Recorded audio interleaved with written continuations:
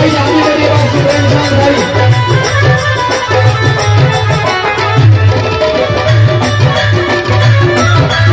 मंच पर थोड़ी सी जगह खाली कर रहे हैं, मंच पर थोड़ी सी जगह खाली कर रहे हैं।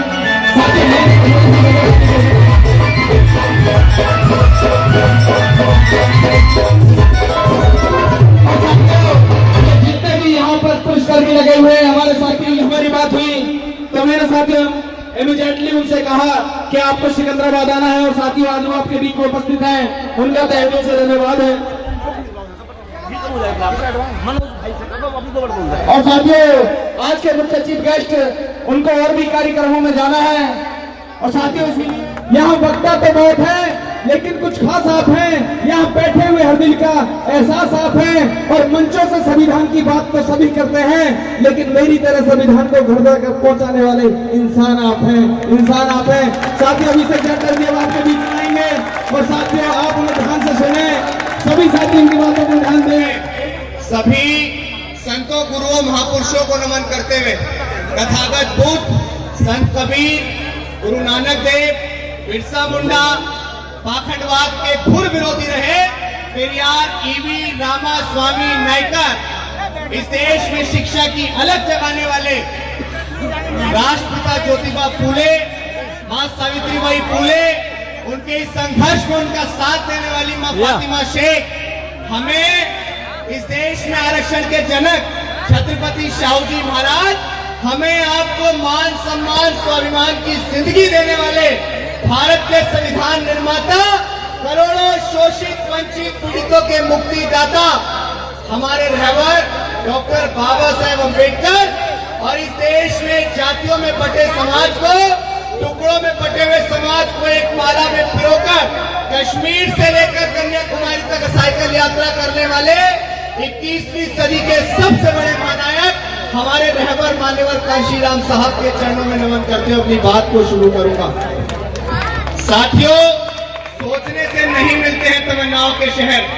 जैसा कि आप सभी को पता होगा, कितने लोग जानते हैं कि जो पहले दिन से हमारी यात्रा को वॉच कर रहे हैं, हाथ उठा के बताओ।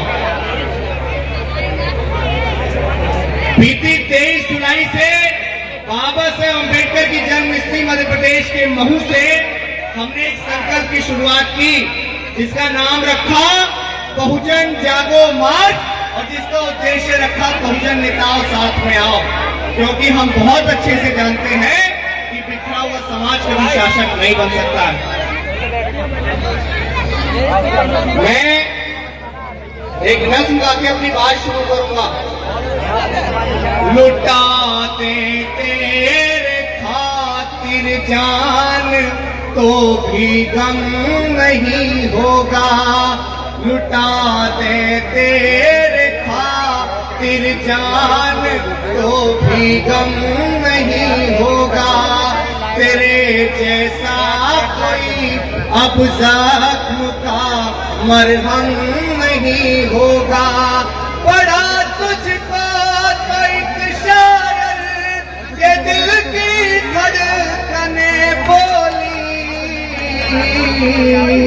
कई सदियों तलक अब दूसरा अम्बेडकर नहीं होगा, कई सदियों तलक अब कांशीराम सा नहीं होगा। मैं आपसे, खासकर नौजवानों से, हमेशा आपने मेरे अग्रेशन को देखा है सोशल मीडिया के माध्यम से, बाबा साहेब अम्बेडकर की वीडियोस को उनके ऊपर शायरियां में करता हूं, आपने देखा है। लेकिन वर्तमान समय में जो सबसे ज्यादा जरूरी है वो क्या है? बाबा साहेब अम्बेडकर ने कहा था कि हमें 21वीं सदी में इस देश का हुक्मरान बनना है। बाबा साहेब अम्बेडकर अपनी 4 संतानों को कुर्बान करके चले गए। मान्यवर कांशीराम साहब ने बाबा साहेब अम्बेडकर के पस खुले कारवां को दोबारा जीवित किया और दोबारा जीवित करते हुए उन्होंने कश्मीर से लेकर कन्याकुमारी तक साइकिल यात्रा की। उन्होंने घर छोड़ दिया, परिवार छोड़ दिया, न किसी के दुख में गए, न किसी के सुख में गए, न कभी शादी की, और उन्होंने इस समाज को अपना परिवार मानते हुए सामाजिक परिवर्तन की मुहिम को जिंदा किया। लेकिन आज मेरा सवाल है उन तमाम नेताओं से, क्योंकि सवाल किसी को तो करना पड़ेगा। जिस सदी में डॉक्टर अम्बेडकर ने कहा कि हमें इस देश का हुक्मरान बनना है, जिस सदी में मान्यवर कांशीराम साहब ने इतना बड़ा त्याग कर दिया, उस सदी में हम इस देश की सत्ता से इतने दूर क्यों हैं? ये सवाल करने वाला कौन होगा? आज इस देश में हमारे नेता, मैं एक से एक बाहुबली नेता आपको गिना सकता हूं जो समाज की लड़ाई लड़ रहे हैं। इस देश में देश की सबसे बड़ी कद्दावर नेता आदरणीय माननीय बहन कुमारी मायावती है। कद्दावर नेता या नहीं है? बताओ, है कद्दावर नेता या नहीं है? मैं कोई राजनीतिक व्यक्ति नहीं हूं, ना मैं किसी पार्टी और संगठन से अपना ताल्लुकात रखता हूं, क्योंकि वर्तमान समय में किसी पार्टी, किसी संगठन की कट्टरता रखने से मुझे पता है कि हम किसी भी मूवमेंट को साकार नहीं कर सकते हैं। क्या एडवोकेट चंद्रशेखर आजाद, उदित राज, वामन मेश्राम, प्रकाश अंबेडकर, रामदास अठावले, चिराग पासवान, अखिलेश यादव, जयंत चौधरी, अगर हम बहुजन समाज की बात करते हैं तो वो 6743 जातियां जिन्हें हम लोग चमार, वाल्मीकि, कोरी, कुर्मी, पासी, धोबी, धानु, कहीर, गडरिया, गुर्जर, जाट, नाई, यादव, तेली, कुमार, महा, डोग, पटेल और तमाम उन जातियों में जाते हैं जिनके साथ शोषण समान था। लेकिन आज हमारे नेताओं की वजह से हमारा समाज बट रहा है। ये बात हमारे नेताओं को हमें समझानी पड़ेगी। बीते 2.5 महीने से अपने घर को छोड़ के हम लोग महू, इंदौर, देवास, सीहोर, भोपाल, बुरई, ललितपुर, झांसी, डबरा, दतिया, ग्वालियर, मुरैना, धौलपुर, आगरा, हाथरस, अलीगढ़ और उन तमाम जनपदों से होते हुए आज बुलंदशहर जनपद के अंदर हैं और पैदल पैदल चल रहे हैं। क्या धूप में, गर्मी में कोई भी नौजवान, हमारे साथ हमारी टीम भी जो चल रही है, इनको कोई फंडिंग नहीं कर रहा है। बहुत सारे लोग कह रहे हैं कि अभिषेक जाटव को तो चंद्रशेखर आजाद का फ्रंट बना के तैयार किया जा रहा है और अभिषेक जाटव को तो मायावती ने भेजा है, अभिषेक जाटव को तो चंद्रशेखर आजाद ने भेजा है। तो देखो, ये मूवमेंट किसी के पिताजी की पपोती तो है नहीं। ये मूवमेंट किसी के पिताजी की पपोती है क्या? जब हमें नजर आएगा कि हमारे नेताओं की वजह से आज मूवमेंट पस्त हो रहा है, तो हम डंके की चोट पे अपने नेताओं से भी सवाल करेंगे, मन भक्त बनना पसंद नहीं करेंगे।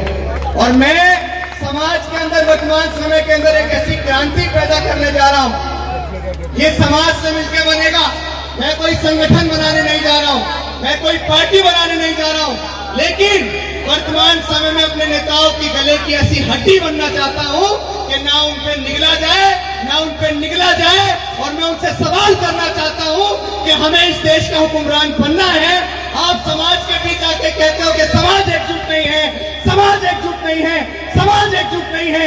समाज आपको कितनी बार एकजुट होकर दिखाएगा? क्या समाज ने माननीय बहन जी को उत्तर प्रदेश का 4 बार मुख्यमंत्री नहीं बनाया? बनाया या नहीं बनाया? क्या समाज ने चंद्रशेखर आजाद के एक कहने पे भोपाल को जाम किया या नहीं किया? समाज ने चंद्रशेखर आजाद के एक कहने पे दिल्ली को जाम किया या नहीं किया? क्या समाज ने उदित राज के एक कहने पे दिल्ली के रामलीला मैदान को भरने का काम किया या नहीं किया? तो अब समाज आपसे हाथ जोड़ के निवेदन कर रहा है कि आने वाला 2024 का लोकसभा इलेक्शन, हमारी आजादी का मात्र 7 से 8 महीने का एक समय बचा है। दुश्मन फूले शाहू पेरियार, ललई अंबेडकर और मान्यवर कांशीराम साहब की पूरी मूवमेंट को खाने को तैयार बैठा है। आपकी रूह कब कांपेगी? आपका जिस्म कब कांपेगा? आप अपने घर के सुख चैन को छोड़कर इस समाज की तरफ कब देखेंगे? ये वो समाज है जिसने आपको फर्श से अर्श पे पहुंचाया। ये वो समाज है जिसने तमाम नेताओं को बड़ी बड़ी लंबी लंबी गाड़ियों के काफिले दिए। लेकिन आज समाज आपसे निवेदन कर रहा है कि समाज के खातिर आप एकजुट हो जाइए। अगर दोबारा इस देश के अंदर वही सामंती सरकार बनती है, अगर दोबारा इस देश के अंदर वही मनवादी सरकार बनती है, तो हमें इस देश इस बात की गारंटी देने वाला कौन है कि हमें दोबारा वोट डालने का अधिकार मिल भी पाएगा या नहीं मिल पाएगा? है इस बात की गारंटी? आज हमारे बहुत सारे लोग अंधभक्त बने पड़े हैं। मायावती चंद्रशेखर, मायावती चंद्रशेखर। अगर इससे मूवमेंट कामयाब हो जाएगा मूर्खों, इससे मूवमेंट कामयाब नहीं होगा, इससे दुश्मन जरूर कामयाब हो जाएगा। अगर आप लोग प्रयास करेंगे, अगर आप लोग प्रयास करेंगे तो बहुजन समाज की 2 बड़ी शख्सियत, माननीय बहन जी के पास एक बहुत बड़ा अनुभव है, क्योंकि उन्होंने मान्यवर कांशीराम साहब के साथ, बहुत सारे लोग आज कहते हैं कि मायावती तो महलों की रानी बन के बैठ गई है, मायावती तो अपने घर में बैठ गई है, समाज को नहीं देख रही है। तो 20-22 साल की बेटी को घर से बाहर निकालो, तब आपको एहसास होगा कि फरस से महलों तक का सफर कैसा होता है। तब आपको एहसास होगा कि कश्मीर से लेकर कन्याकुमारी तक जब मान्यवर ने साइकिल यात्रा की तो उस दौर में वो बेटी अपने घर को छोड़ के, परिवार को छोड़ के, आईएएस बनने के सपने को छोड़ के समाज में उतर गई। तो हमें तो भाई गर्व है उसमें। अगर वो महलों की रानी बन के भी बैठ गई तो हमें तो गर्व है, करना नहीं चाहिए। आप सोचिए ना कि बाबा साहेब अम्बेडकर के बने संविधान से पहले वही महिला जिसको पति के मर जाने पर सती हो जाना पड़ता था, जिसको पढ़ने लिखने का अधिकार नहीं था, जो जज, कलेक्टर, डॉक्टर, बैरिस्टर, आईएएस कुछ भी नहीं बन सकती थी, वही महिला आपके प्रदेश की 4 बार मुख्यमंत्री बनी और जितने लोग आपको घूर के देखते थे उन तमाम लोगों ने उनके जूते भी साफ किए। तो क्या ऐसा परिवर्तन समाज के अंदर आपको देख सकते थे कभी? और आज बहुत सारे लोग कहते हैं कि चंद्रशेखर तो भाजपा का दलाल है, चंद्रशेखर तो आरएसएस का एजेंट है। अगर समाज के अंदर इतने सारे नौजवान को तैयार करने वाला भाजपा का एजेंट होता, अगर समाज के अंदर समाज के मान सम्मान स्वाभिमान के लिए कहीं भी लड़ने की बात हो तो चंद्रशेखर आजाद सबसे पहले खड़े हो जाते हैं। अगर इतनी बड़ी क्रांति समाज के अंदर लाने वाला नौजवान भाजपा और आरएसएस का एजेंट होता है तो मैं तो कहूंगा कि प्रत्येक नौजवान को भाजपा आरएसएस का एजेंट ही हो जाना चाहिए। अगर इतनी बड़ी क्रांति आप समाज के अंदर लेके आ सकते हो तो आपको भाजपा और आरएसएस का एजेंट ही हो जाना चाहिए। लेकिन आज मैं आपसे सिर्फ इतना कहूंगा, भाई हाथ जोड़ के निवेदन है, अपने नेताओं के अंदर कमियां मत ढूंढो यार। दुश्मन तो यही चाहता है ना कि आप अपने नेताओं के अंदर कमियां ढूंढते रहो और दुश्मन मूवमेंट में कामयाब हो जाए। ये आज हमने जब देखा ना, जमीन से उतर के वहां से हम लोग यहाँ तक आ गए। मैं अपने समाज के बीच हूँ, अपने समाज के बीच अपनी बातें नहीं रखूंगा तो कैसे काम चलेगा। मैं आपको सिर्फ एक बात ये बताना चाहता हूँ कि हमने एक बड़े क्राइसिस को देखा है। मैं मध्य प्रदेश से यहाँ तक आ गया, मैंने एक बड़े क्राइसिस को देखा है कि हम लोग आपस में लड़ रहे हैं। और आज आपको मैं नौजवान साथी यहाँ खड़े हुए हैं, आप लोग अभिषेक के ग्लैमर को देखते हैं, आप लोग लंबी लंबी गाड़ियों के काफिले को देखते हैं, आप लोग फोटो खिंचवाने पसंद करते हैं, आप लोग देखते हैं कि हम कभी भी पुलिस से भिड़ जाते हैं। लेकिन अगर उसके पीछे सबसे महत्वपूर्ण कोई चीज है तो वो शिक्षा है। अभिषेक लॉ का स्टूडेंट है, वो पढ़ाई कर रहा है, किसी के बलबूते वो किसी से भी लड़ जाता है, किसी से भी भिड़ जाता है। अगर आपके पास ज्ञान नहीं होगा तो आप कुछ नहीं कर पाओगे। मैं आपसे सवाल करता हूँ, जितने लोग यहाँ मूवमेंट की बात करते हैं, क्या आपने इसने 21वीं सदी के महानायक को तैयार किया? क्या हमने एनिमेशन ऑफ कास्ट को पढ़ा है? कितने लोगों ने पढ़ा जाति के विनाश को? बताओ, बहुत चंद लोगों ने। और आपसे यही कहूंगा कि शिक्षा इतनी महत्वपूर्ण है कि अगर आपकी पुरखों की गरीबी को कोई मिटाती है तो वो शिक्षा होती है, आपके मान सम्मान स्वाभिमान को कोई दुगना करती है तो वो शिक्षा होती है, अगर आपके समाज के अंदर कोई बड़ा परिवर्तन लेके आती है तो वो शिक्षा होती है। मेरी माताएं बहनें यहाँ बैठी हुई हैं, आपसे भी बहुत विशेष बात कहना चाहता हूँ और बड़ी खुशी हुई मुझे कि आज भीम ज्ञान महोत्सव के सिकंदराबाद के अंदर इतना भव्य आयोजन हुआ कि जितनी पुरुषों की संख्या है उतनी महिलाओं की संख्या एक बार जोरदार तालियां इनके लिए। क्योंकि बाबा साहेब अम्बेडकर ने कहा है कि मैं किसी भी समाज, किसी भी प्रदेश और किसी भी देश की उन्नति वहां की रहने वाली महिलाओं की उन्नति से मापता हूं। जिस दिन ये महिलाएं शिक्षित हो जाएंगी, जिस दिन ये महिलाएं डॉक्टर अंबेडकर के मिशन को समझ जाएंगी, उस दिन घर घर में ये मिशन बहुत आगे बढ़ जाएगा। मैं आपसे कहना चाहता हूँ, तमाम लोगों से कहना चाहता हूँ कि जो अपने छोटे छोटे बच्चों को मजदूरी पे भेज देते हैं, 15-16 साल के नौजवानों को मजदूरी पे भेज देते हैं चंद 500 से 600 के लालच के लिए, मैं आपसे कहूंगा कि आप आज 2 निवाले बेशक कम खा लेंगे, लेकिन आने वाले वक्त में अगर आपका बच्चा दरोगा बनेगा, आने वाले कल में बेहतर शिक्षा हासिल करके आपका बच्चा डीएम बनेगा या आपका बच्चा बहुत अच्छी नौकरी करेगा, तो वो आपके साथ साथ आपके गांव का, आपके कस्बे का, आपके शहर का, आपके प्रदेश का नाम रोशन करेगा। इसीलिए शिक्षा बहुत महत्वपूर्ण है। हो इस तरह हौसले आजमाया करो, मुश्किलें देख कर मुस्कुराया करो, दो निवाले भले कम ही खाया करो, अपने बच्चों को लेकिन पढ़ाया करो, अपने बच्चों को लेकिन बढ़ाया करो।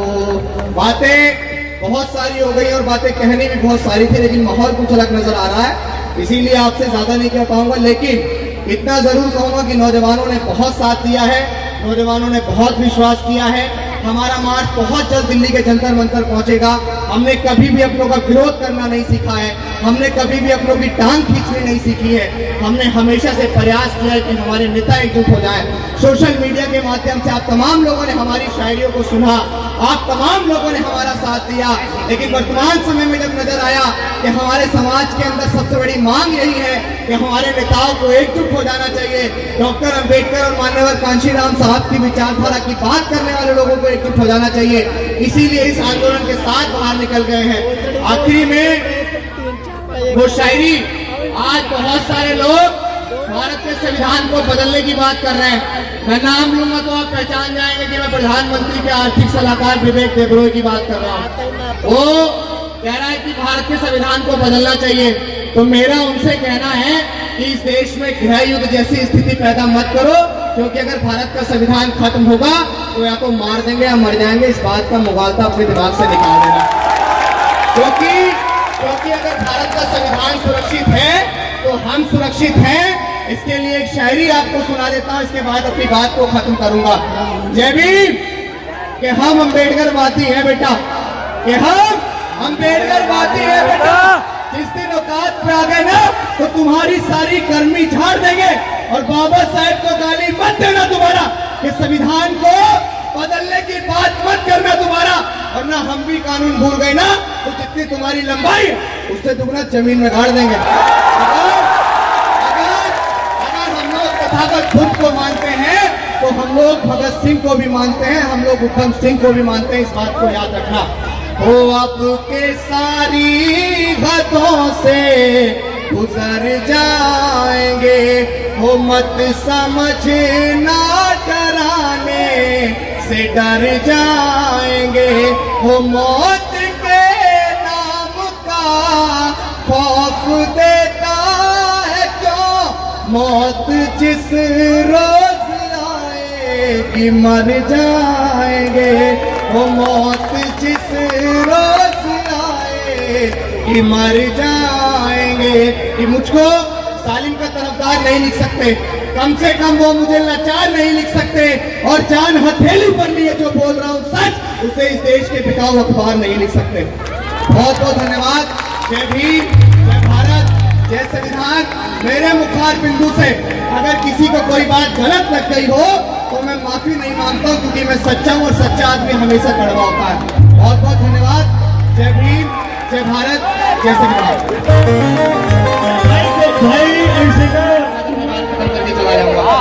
आज शांत रहो पहले। आज अगर समाज का बेड़ा गलत किसी चीज से हो रहा है ना भाई, तो वो नशे से हो रहा है। क्या आपने कभी अभिषेक को देखा है कि वो दारू पीता है? क्या आपने कभी अभिषेक को देखा है कि वो सिगरेट पीता है, या वो गुटखा खाता है, या वो हुक्का पीता है?